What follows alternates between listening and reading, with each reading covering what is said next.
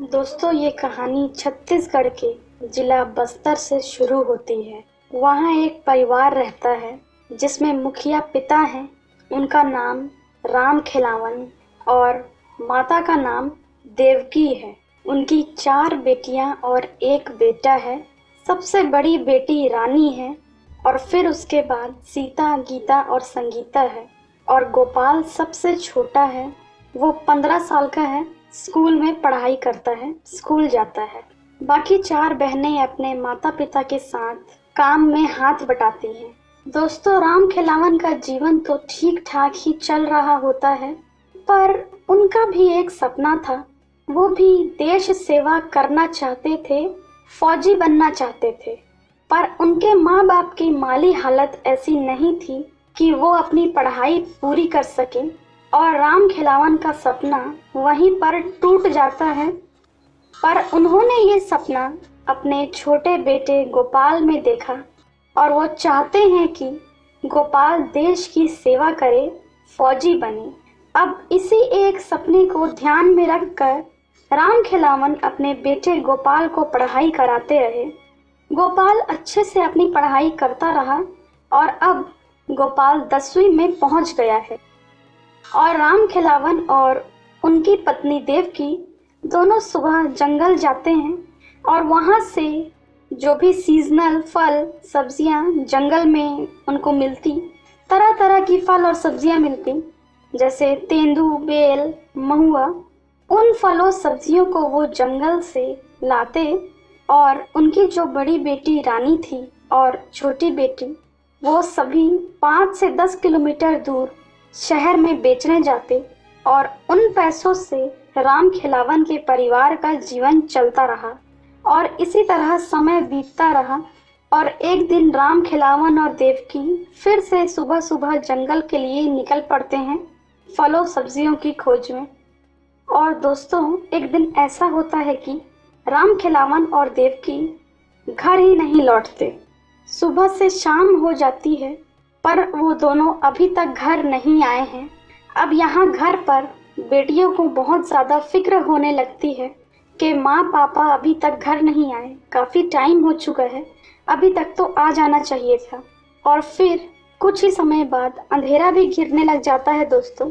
और जंगल में तो अंधेरा बहुत ही ज़्यादा जल्दी हो जाता है, घुप अंधेरा हो जाता है रात को जंगलों में। और यहाँ शाम के 7 बज चुके हैं। माँ बाप का कोई अता पता नहीं है, वो अभी तक वापस नहीं आए हैं। अब बच्चे करें तो क्या करें, लड़कियां थीं और एक छोटा भाई। रात में तो वैसे भी ये लोग कुछ भी नहीं कर सकते, लाइट वाइट होती नहीं है और जंगली जानवरों का भी खतरा होता है और कोई भी रात को जंगल में नहीं जाना चाहता। इसलिए अब सुबह का इंतज़ार किया जाता है और सुबह लड़कियां अपने आसपास के लोगों को बताती हैं कि हमारे माँ पापा जंगल गए थे कल और कल से ही घर वापस नहीं आए हैं। तो आसपास के जो पड़ोसी थे, जो लोग थे, वो राम खिलावन और देवकी की तलाश में जुट जाते हैं और उनकी तलाशी शुरू हो जाती है। पर जंगल को छान मारने के बाद भी राम खिलावन और देवकी का कोई भी अता पता नहीं होता। कोई जानवर ले गया हो ऐसा भी कोई सुराग वहाँ नहीं मिलता।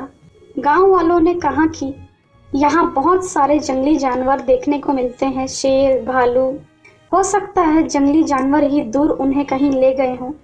और इसी तरह बहुत खोजबीन करने के बाद भी कुछ नहीं मिलता। राम खिलावन और देवकी का बिल्कुल भी पता नहीं चलता और इस मामले को रफा दफा कर दिया जाता है। और लड़कियां थी तो करती भी क्या, हार मानकर चुप बैठ जाती हैं। ऐसे ही समय बीतता चला जाता है और रानी अब बड़ी थी, इसलिए अब सारे घर की जिम्मेदारी रानी के ही कंधों पर आ जाती है। घर का सारा खर्च उठाना, पढ़ाई का खर्च, सभी तरह का खर्च अब रानी को ही संभालना था। अब माता पिता के जाने के बाद बहनों ने ही वैसे ही करना शुरू किया जैसे उनके माँ बाप करते थे। जंगल जाया करते, जंगली फल सब्जियां लाया करते और इसी तरह रानी और उसकी बहनों ने भी काम करना शुरू किया, फल सब्जी लाकर बेचना शुरू किया। और दोस्तों, रानी को तो अच्छी तरह से ये भी पता था कि माँ पापा का एक बहुत ही बड़ा सपना है कि गोपाल को फौजी बनाना, कि वो देश की सेवा करे। और रानी भी यही चाहती थी और यही सपना पूरा करने के लिए रानी को दिन रात हिम्मत मिलती रही और इसी लगन से वो अपने बहनों के साथ घर खर्च चलाने का सारा काम करती रही। जंगल से फल लाना बेचना यही उनका काम था और अब इसी से उनका जीवन चलता रहा। और दोस्तों, इसी तरह एक दिन जब रानी फल बेच रही होती है तब उसकी मुलाकात एक आदमी से होती है जो फल लेने आया होता है। और वो आदमी पूछता है कि ये सब फल तुम कहाँ से लाते हो। तब रानी सारी बातें बताती हैं कि हमारे माँ पापा पहले ये काम करते थे, पर एक दिन वो जंगल गए और वहाँ से वापस नहीं आए, इसलिए अब घर खर्च और अपने भाई को फौजी बनाने के लिए मैं मेरी बहनें ये सारा काम कर रही हैं। और रानी बताती है कि पर मुझे इस बारे में बिल्कुल भी जानकारी नहीं है कि वो फौजी किस तरह बनेगा। तब वो आदमी कहता है कि कौन सी क्लास में है तुम्हारा भाई। रानी बताती है कि वो अभी 10वीं में है। फिर वो अजनबी बोलता है कि तो तुम उसे एनसीसी में एडमिशन करवा दो, उसके स्कूल में जाकर पता करना और उसे एनसीसी का फॉर्म भरवा दो। अगर वो एनसीसी में ज्वाइन हो जाएगा तो आगे देश की सेवा कर पाएगा और फौजी बन पाएगा। और कुछ ही दिनों में रानी गोपाल का एडमिशन एनसीसी में करवा देती है और गोपाल भी अब अपने स्कूल के एनसीसी कैंप में ट्रेनिंग लेने लग जाता है। अब रानी को भी इस एक बात की तसल्ली हो गई कि अब भाई फौजी ज़रूर बन पाएगा और माँ पापा का सपना पूरा हो पाएगा। अब दोस्तों, इसी तरह रानी घर का खर्च चलाती रही और समय बीतता है। यहाँ गोपाल का 12वीं भी पूरा हो जाता है। धीरे धीरे वो ग्रेजुएशन भी अपनी पूरी कर लेता है और साथ साथ उसकी एनसीसी ट्रेनिंग भी चलती है। और गोपाल ने यहाँ एक दिन इंडियन आर्मी के लिए एक फॉर्म भरा होता है और एग्ज़ाम में वो पास हो जाता है और उसका सिलेक्शन इंडियन आर्मी में हो जाता है। अब इसी बात से गोपाल के माँ बाप और बहनों का जो सपना था वो पूरा हो गया था। अब समय के साथ गोपाल एक फौजी बन जाता है, देश की सेवा करता है। अब फिर से समय बीतता है। गोपाल भी काफ़ी समझदार हो चुका है।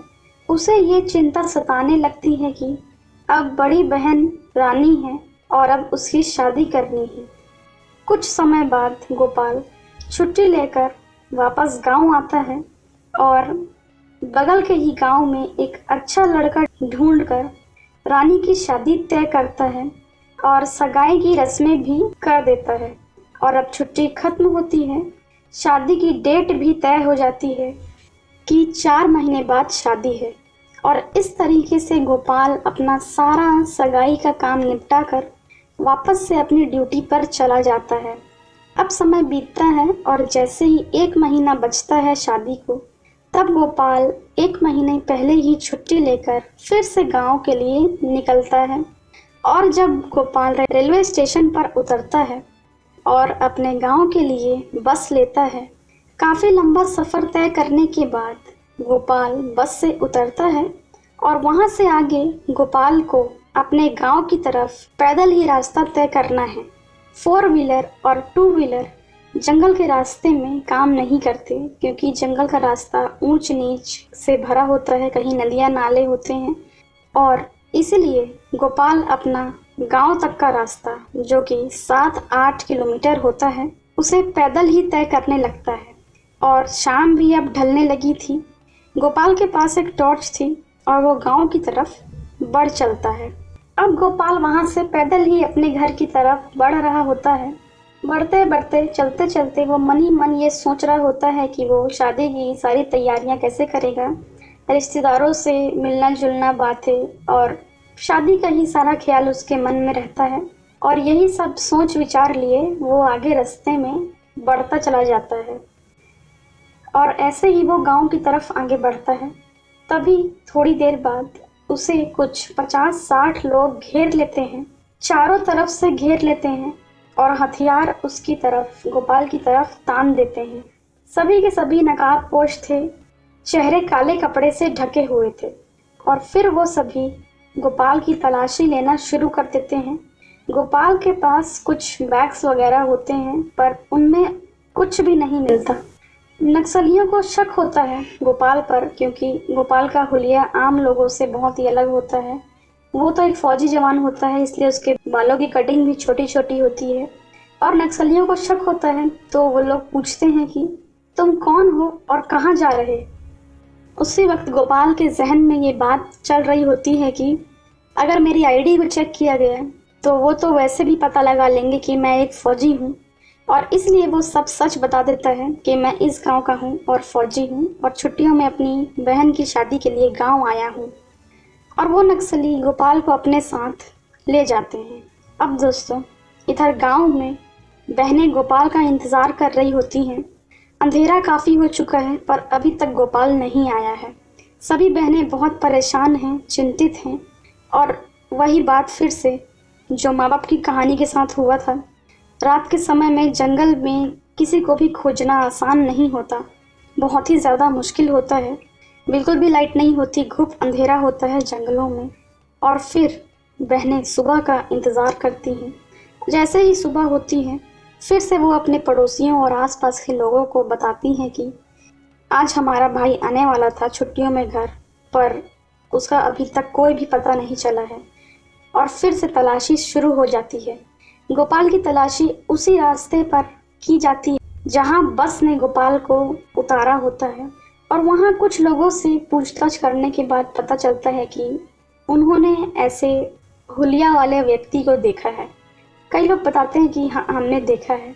गांव वाले ये सब सुनकर ये तो जान जाते हैं कि ये तो पक्का है कि गोपाल यहाँ तक पहुँचा है, पर इसके आगे की कोई भी जानकारी उन्हें नहीं मिल पाती। अब रानी पुलिस में भी रिपोर्ट लिखवाती है, पर वो भी गोपाल को नहीं ढूंढ पाते। अब यहाँ दूसरी तरफ दोस्तों, गोपाल को असलियत में छत्तीसगढ़ के बस्तर जिले के नक्सली उठाकर ले गए होते हैं। उसे क्यों उठाया गया है, क्यों ले गया है, ये तो नहीं पता। क्या पता उन्हें कोई खतरा महसूस हुआ हो गोपाल से, या फिर कोई जानकारी लेनी हो। ये तो वो नक्सली ही बता पाएंगे। और गोपाल को वो नक्सली अपनी खुफिया जगह पर ले जाते हैं और उसके हाथ पैरों को बांध दिया जाता है। और ऐसे ही गोपाल को कैद में रहते 15-20 दिन बीत गया है। तभी गोपाल को एक दिन अचानक से अपने लापता माँ बाप वहाँ दिखाई देते हैं और मन ही मन वो खुश हो जाता है। और दोस्तों, गोपाल के माँ बाप वहाँ रसोइया का काम करते थे और अब गोपाल मन ही मन स्कीम बनाता है कि प्लानिंग करता है कि वहाँ से कैसे निकला जाए। भागने की प्लानिंग बनाता है। और गोपाल तो वैसे भी फौजी था और ट्रेनिंग में उसे बहुत कुछ सिखाया गया था कि ऐसी सिचुएशन से, ऐसी गंभीर परिस्थितियों से कैसे बाहर निकला जा सकता है। गोपाल के पास बहुत हुनर था, वो बस मौके की तलाश में था कि कैसे उसे मौका मिले और अपने माँ बाप को लेकर वो यहाँ से भाग जाए। और कुछ ही दिनों बाद उसे ऐसा ही एक मौका मिलता है। एक दिन वो देखता है कि वहाँ बस कुछ ही नक्सली बचे हैं और गोपाल ने इस मौके का फ़ायदा उठाया और अपनी रस्सी खोली और उन पर अटैक कर दिया। गोपाल तो फौजी था और इसलिए नक्सलियों पर उनके ही हथियारों से उनको धाराशायी कर दिया, मार गिराया और अपने माँ बाप को लेकर वहाँ से निकल गया। और जब गोपाल अपने घर पहुँचता है तब बहनों का तो खुशी का ठिकाना नहीं होता। माँ बाप जिनको उन्होंने सालों से देखा नहीं था, जो कई सालों से गायब थे, वो भाई जो काफ़ी दिनों से लापता था, आज वो सभी एक साथ आ चुके हैं। अब परिवार फिर से पूरा हो गया है। बहनें, गोपाल और उनके माँ बाप सभी के सभी खूब रोते हैं। बहुत ही ज़्यादा खुशी का दिन था वो। सारी खुशियाँ अब वापस लौट आ गई थी। अब दोस्तों, अब क्या होता है कि अब रानी की शादी की तारीख भी पास आ गई थी और गोपाल अब रानी की शादी भी धूमधाम से संपन्न करता है। रानी की शादी भी धूमधाम से संपन्न हो जाती है और प्रशासन ने गोपाल की अगुवाई में वहाँ पर एक सर्च ऑपरेशन चलाया जाता है। और इसी के साथ ये कहानी यहीं समाप्त होती है। उम्मीद करते हैं दोस्तों आपको ये कहानी अच्छी लगी होगी। अगर आपको वीडियो अच्छा लगा हो तो वीडियो को एक लाइक ज़रूर करें, अपने दोस्तों के साथ शेयर करें। वीडियो कैसा लगा कमेंट्स में ज़रूर बताएं। हम ऐसे ही कहानियाँ लेकर आते रहते हैं, इसलिए अगर आप चैनल पर नए हैं तो चैनल को सब्सक्राइब ज़रूर करें।